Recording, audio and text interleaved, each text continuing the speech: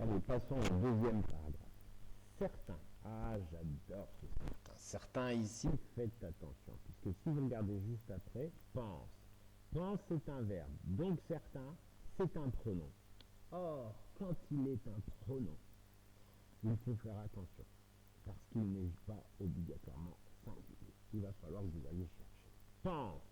Une fois que vous aurez trouvé le nombre de certains, ben évidemment, vous trouverez la terminaison de pense, parce que ce n'est pas obligatoirement un E. Que,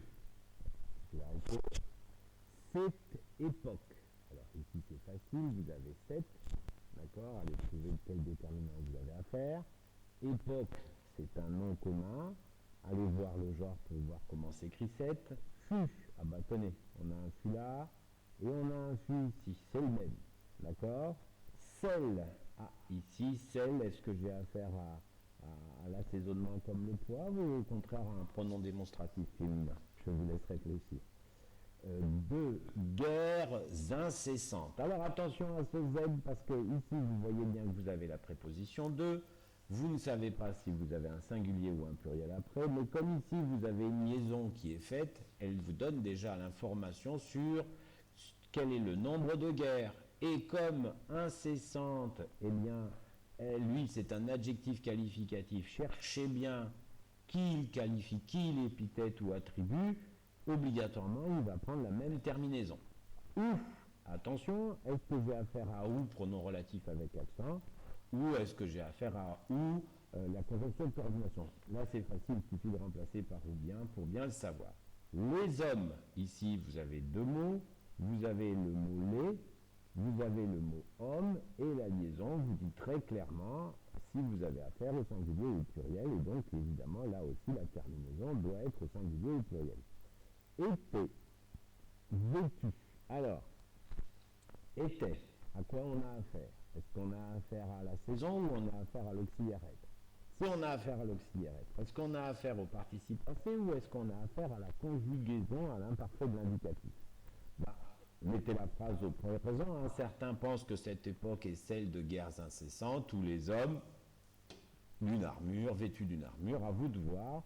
Une fois que vous l'aurez trouvé, bah, c'est facile.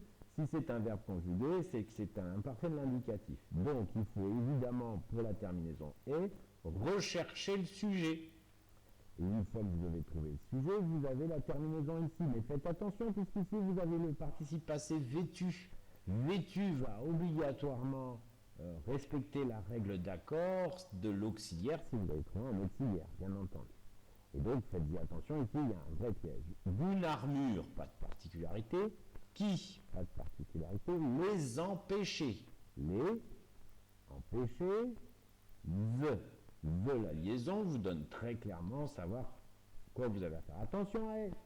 Ici encore, vous avez un verbe du premier groupe qui termine par le son « est ».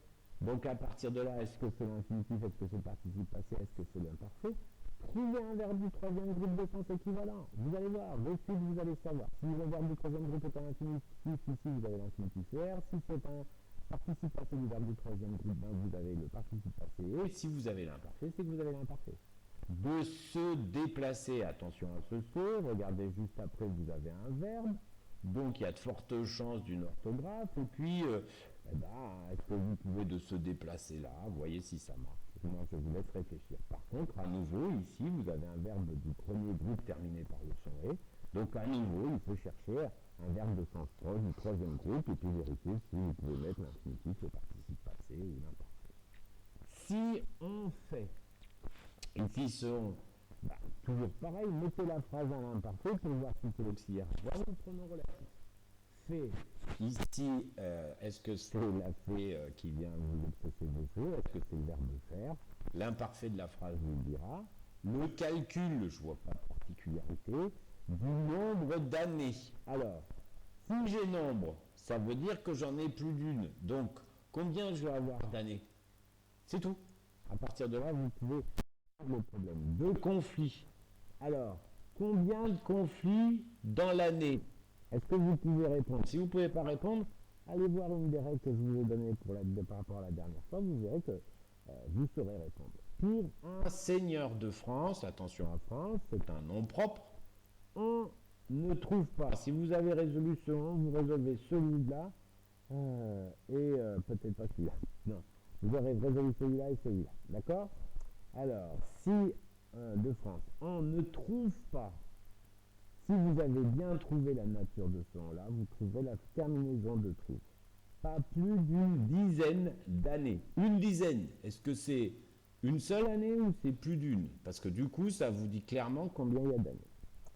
Les dernières recherches, que j'aime ces groupes nominaux simples. Ici, tout va ensemble. Les dernières recherches. Or, les vous donne très clairement à quoi vous avez affaire. Donc, vous avez ici une terminaison, ici, et ici une autre terminaison. Montrer.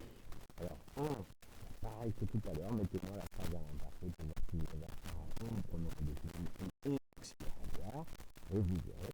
On montrait. Alors ici, déjà, vérification, est-ce que je mets ER et ou l'imparfait. Deuxième vérification, si j'ai le participe passé et, je suis avec quel auxiliaire? Et une fois que j'ai trouvé mon auxiliaire, je cherche avec quoi il peut s'accorder. Je vous rappelle, si j'ai l'auxiliaire être, il s'accorde avec le sujet. Si j'ai l'auxiliaire avoir, il s'accorde avec le complément de l'auxiliaire. On montrait que l'armure, pas de particularité, qui pouvait peser. Qui est-ce qui pouvait? Attention, à la base c'est qui. Mais qui c'est un pronom, c'est-à-dire qu'il est mis pour un nom. Il est mis pour quel nom? Allez trouver. Il n'y a pas d'autre solution. Parce qu'une fois que vous avez trouvé la personne qui, eh bien évidemment, vous retrouvez la terminaison, l'orthographe de la terminaison pouvait, puisqu'ici c'est un verbe du troisième groupe, donc c'est obligatoirement l'imparfait de l'indicatif. Pouvez, attention, un nouveau verbe du premier groupe, encore terminé par le son et, donc à nouveau posez-vous la question, et à nouveau remplacé par un verbe du troisième groupe de sens à peu près équivalent pour voir si vous avez affaire à l'infinitif, au participe passé, ou encore à l'imparfait. Une vingtaine de kilos. Alors, une vingtaine, est-ce que c'est un? Si c'est plus de 1 kilo, on sait par quoi ça va terminer. Ne gêner d'aucune manière. Alors, gêner, qui gêner? Les vingtaines de kilos? L'armure, autre chose? Cherchez bien, ne vous trompez pas, parce qu'à partir du moment où vous avez trouvé, vous trouvez la terminaison. D'aucune. Là, ça veut dire zéro aucune. Donc ici, manière, obligatoirement, je connais la terminaison, puisque aucune, c'est moins de 1. Et le mouvement, eh bien, c'est facile. Il suffit de savoir orthographier le mot mouvement.